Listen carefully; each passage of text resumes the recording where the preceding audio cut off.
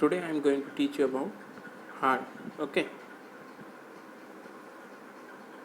heart. Heart is a conical hollow muscular organ situated in the middle mediastinum. Okay, location in the middle mediastinum and enclosed within the pericardium that we have seen in the lecture of pericardium. It pumps blood to various parts of the body to meet their nutritive requirements. Okay, now derivation of the name heart. The Greek name of the heart is cardia, from which we have adjective cardia. Okay, the Latin name of the heart is cor, from which we have the adjective coronary. Okay, coronary artery, cardiac arrest. Okay, now heart is placed obliquely behind the body of the sternum and adjoining parts of the costal cartilage, so that one third of it lies to the right and two third to the left of the median plane. Okay, lying behind the sternum and costal cartilage, so one third of its part lie right and two third left to the median plane. The direction of blood flow from atria to the ventricle is downward, forward and to the left. Okay, now measurement. Heart measure about 12 into 9 centimeter and weight about 30 grams in male and 250 gram in female. Okay, 30 gram in male and 250 gram in female. Now we will discuss regarding external feature. The human heart has four chambers. These are the right and left atria, right and left ventricle. Okay, the atria lie above and behind the ventricle. In this diagram you can see right atrium, right ventricle, left atrium, left ventricle.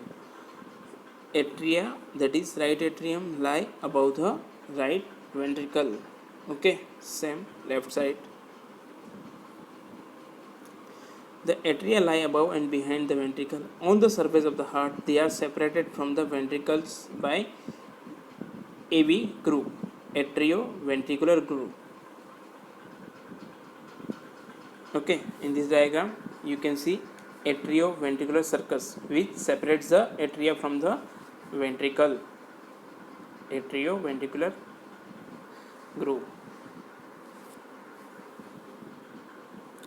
The atria are separated from each other by an interatrial groove. Okay, in atria. Okay, in short, in house, one house is separated from another. Now house is separated from rooms. Okay, in short, the atria are separated from each other by an interatrial groove. The ventricles are separated from each other by an interventricular groove, which is subdivided into anterior and posterior parts.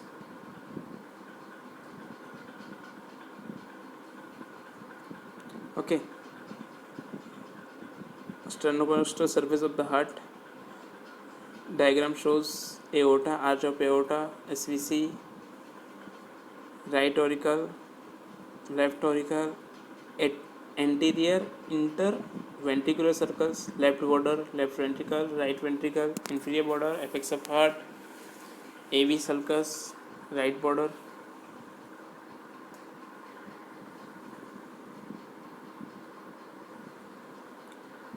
The heart has an apex directed downward, forward and to the left base or posterior surface, directed backward and anterior and inferior left to the surface.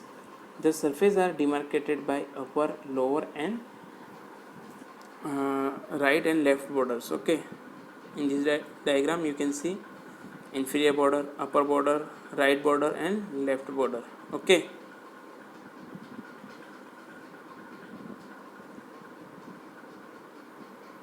groove or sulci. The atria are separated from the ventricles by a circular called coronary sulcus. It is overlapped anteriorly by the ascending aorta and pulmonary trunk. The interatrial groove is faintly visible posteriorly, while anteriorly it is hidden by the aorta and pulmonary trunk. Okay, it means it will be seen behind the aorta and pulmonary trunk. The anterior interventricular groove is near to the left margin of the heart. It runs downward and to the left. Okay, anterior or interventricular groove is near to the left margin of the heart. It runs downward and to the left. The lower end of the groove separates the apex from the rest of the inferior border of the heart.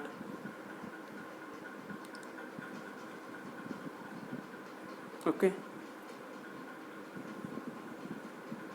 in this diagram you can see right ventricle, IVC, right atrium, SVC, aortic arch, brachiocephalic trunk, left carotid artery, left subclavian, pulmonary artery, pulmonary vein, left atrium, left ventricle. Okay. The posterior interventricular groove is situated on the diaphragmatic or inferior surface of the heart. It is nearer to the right margin of the surface. The two interventricular grooves meet at the inferior border near the apex. The crux of the heart is the point where the posterior and interventricular sulcus meets the coronary sulcus. Okay. The crux of the heart is the point where the posterior interventricular sulcus, in this diagram it is not described, interventricular sulcus meet the coronary sulcus, term is crux of the heart. Now apex of the heart. Apex of the heart is formed by the entirely by the left ventricle. It is directed downward, forward and to the left and is overlapped by the anterior border of the left lung. It is situated in the left fifth intercostal space, 9 cm lateral to the mid-sternal line, just medial to mid-clavicular line. Okay. In living, subject pulsation may be seen and felt over this region. In children below 2 years, apex is situated in the left fourth intercostal space in mid-clavicular line. Okay, let me explain it on the diagram.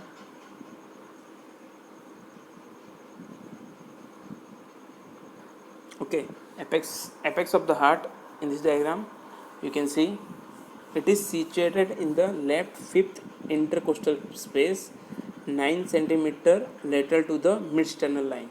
Okay, just medial to the mid-clavicular line. Okay, this is the surface anatomy. In the living subject, pulsation may be seen and felt over this region. Okay, so after completion your graduation, at least many of the students are unaware of the fact that where we have to put the stethoscope. Okay, so this surface anatomy is most important. And in the children, apex lies at in the left fourth intercostal space. Okay, now we will discuss regarding base of the heart. Okay,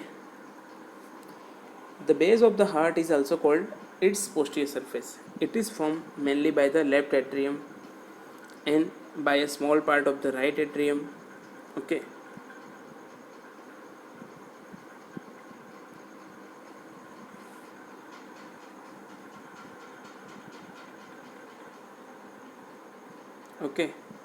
posterior aspect of the heart.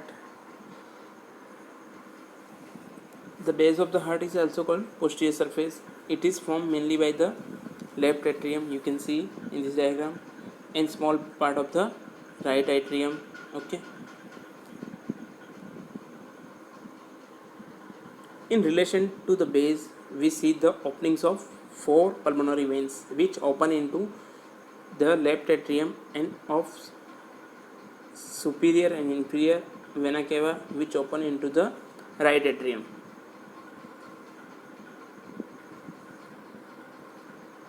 Okay, in this diagram we can see four pulmonary veins. Okay,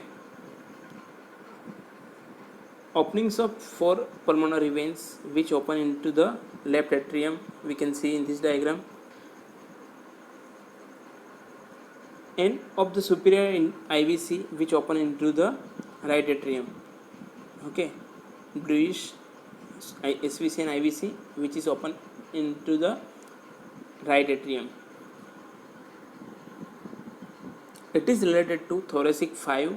Okay, again surface anatomy. It is related to T5 to T8 vertebrae in the lying posture and descend by one vertebrae in the erect posture. It is separated from the vertebral column by the pericardium, the right pulmonary veins and esophagus and the aorta. Okay,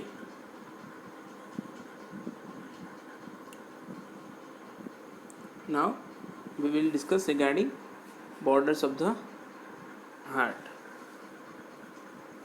Fore border, upper, lower,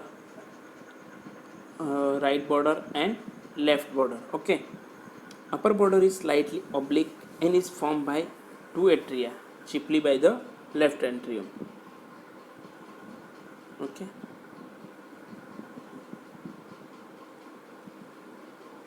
in this diagram you can see upper border. It is formed by the two atria.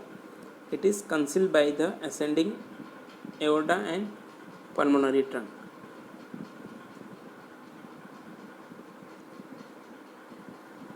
Right border is more or less vertical and is formed by the right atrium.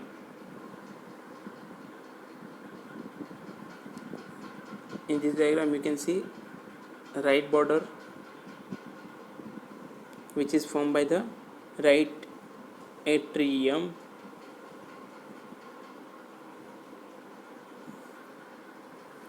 The inferior border is nearly horizontal and is formed mainly by the right ventricle, and small part of the near its apex is formed by the left ventricle.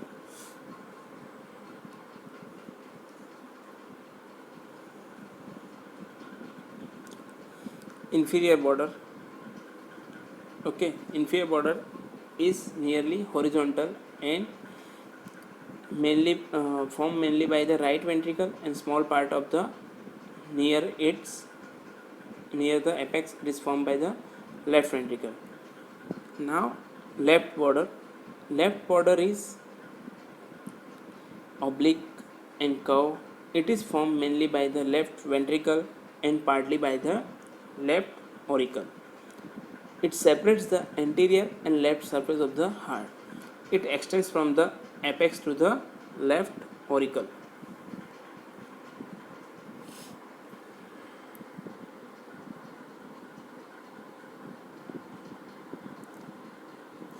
Now surface of the heart. Surfaces of the heart. The anterior, or it is also termed as sternocostal surface, is formed mainly by the right atrium and right ventricle and partly by the left ventricle and left auricle. Okay, let me explain first. The left atrium is not seen on the anterior surface as it is covered by the aorta and pulmonary trunk. Most of the sternocostal surface is covered by the lungs, but part of that lies behind the cardiac notch of the lung is uncovered.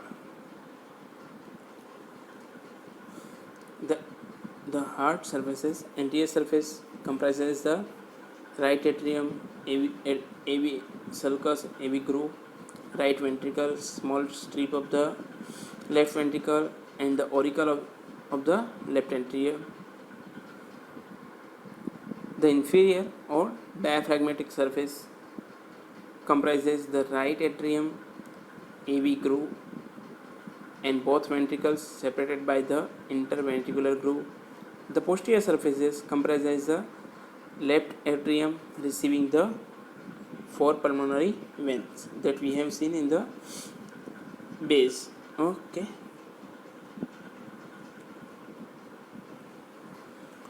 The uncovered area is a dull on percussion.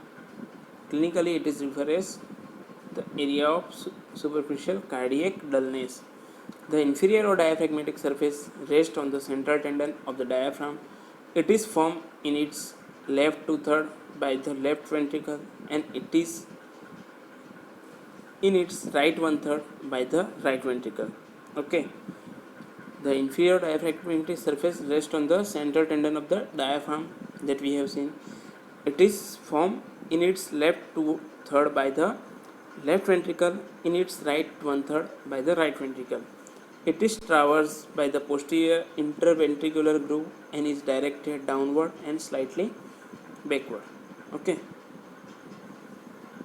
The left surface is formed mostly by the left ventricle and the upper ends by the left auricle. In its upper part, the surface is crossed by the coronary sulcus. Okay. Left surface is formed by mostly by the left ventricle, upper end by the left auricle, and its upper part, left surface is crossed by the coronary sulcus. It is related to left phrenic nerve, left pericardiophenic vessels, and the pericardium. Now, surface marking of the borders of the heart. Okay. The upper border is marked by straight line joining a point at the lower border, the second left costal cartilage, about 1.3 centimeter from the sternal margin, to a point upper border of the third right costal cartilage, 0.8 centimeter from the sternal margin. Okay.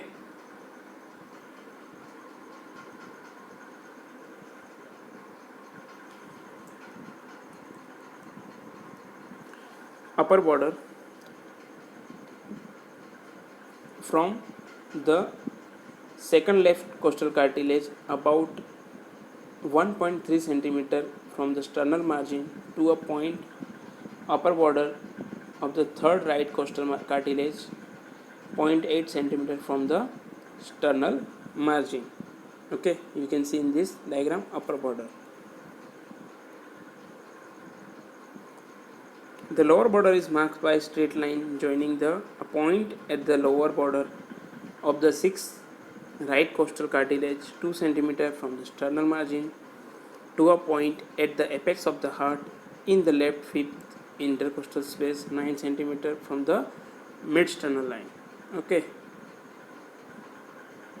Lower border is formed by the located sixth right costal cartilage, 2 centimeter from the sternal margin to the apex of the heart in the left fifth intercostal space, 9 centimeter from the mid-sternal line.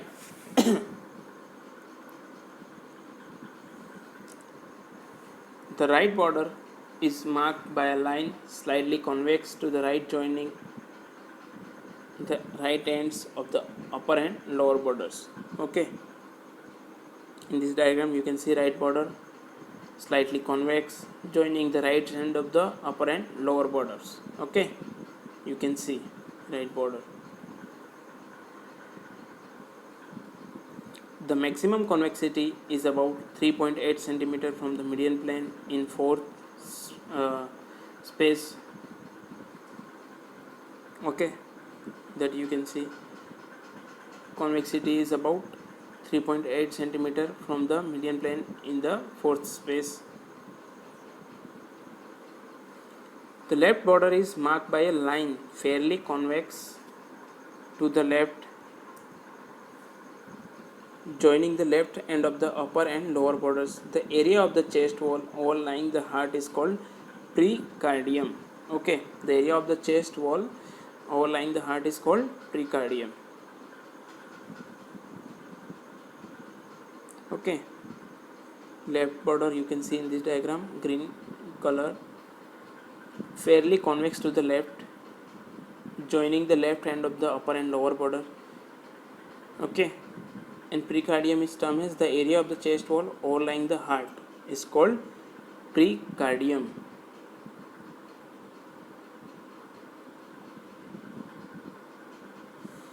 Okay, now we will discuss regarding fibrous skeleton. The fibrous rings surrounding the AV atrioventricular and arterial orifices along with some adjoining masses of fibrous tissue constitute the fibrous skeleton of the heart. It provides attachment to cardiac muscle and keeps the cardiac valve competent. Okay. Fibrous skeleton of the heart. In this diagram you can see fibrous ring of pulmonary valve, left fibrous trigone, left atrioventricular ring, atrioventricular bundle, right AV ring, fibrous ring of aortic valve. Okay. The AV fibrous rings are in the form of figure 8. In this diagram you can see it resembles the 8 number. Okay, AV ring.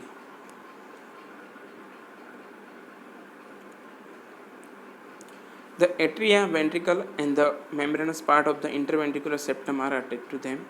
There is no muscular continuity between the atria and the ventricle across the rings except for the atrioventricular bundle or bundle of His. Okay. In this diagram you can see AV bundle, bundle of His.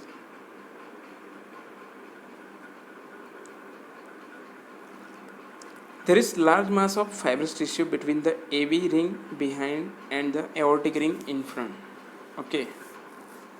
It is known as the trigonum fibrous dextrum. In some mammals like sheep, small bone, the os cordis is present in this mass of fibrous tissue. Another smaller mass of fibrous tissue present between the aortic and mitral rings, it is known as trigonum fibrous sinistrum. Okay, between aortic and mitral ring, known as trigonum fibrous sinistrum.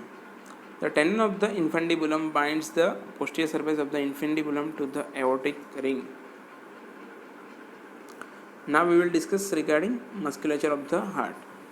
Cardiac muscle fibers from long loops which are attached to the fibrous skeleton. Upon contraction on the muscular loops, the blood from the cardiac chamber is wrung out like water from wet cloth. Okay, that you can understand. The arterial fibers are arranged in a superficial transverse layer and deep anterior-posterior layer. The ventricular fibers are arranged in superficial, middle and deep layers. The superficial fibers arises from skeleton of the heart to undergo spiral course. First this pass across the inferior surface, wind around the lower border and then across the sternocostal surface to reach the apex of the heart, where these fibers form a vortex and continue with the deep layer. The middle layer of fibers of the heart are thickest. The fibers of the left side arise from the left AV ring, pass in front of the left ventricle and are inserted into the tendon of infundibulum and around the aortic and pulmonary rings. The fibers of the right side also arise from the left AV ring and soon divide at posterior interventricular sulcus into circular and longitudinal branches. The circular fibers pass around the right ventricle and unite with the septal fibers of the anterior interventricular groove. The longitudinal fibers pass down in the interventricular septum. The deep layer of fibers pass at the right angles to the superficial layer to get continuous with the papillary muscles of both ventricles. Okay, the deep layers of fibers pass at right angles to the superficial layer to get continuous with the papillary muscles of both ventricles. Okay, lastly they get continuous with the chordate antennae and are attached back to the skeleton of the heart. Last, histology of the cardiac muscle. Cardiac muscle is a specialized type of muscle found in myocardium. The cell is short and cylinder with striation and a single central nucleus surrounded by a light perinuclear space. These cells branch and at regular intervals the cytoplasm reveals a transverse dark line called intercalated disc. Okay, that we have discussed. Intercalated disc, it has partial properties both of the skeleton and smooth muscle of both fibers. Okay, it has partial properties of both skeleton and smooth muscle fibers that we have discussed in myology. Thank you everyone.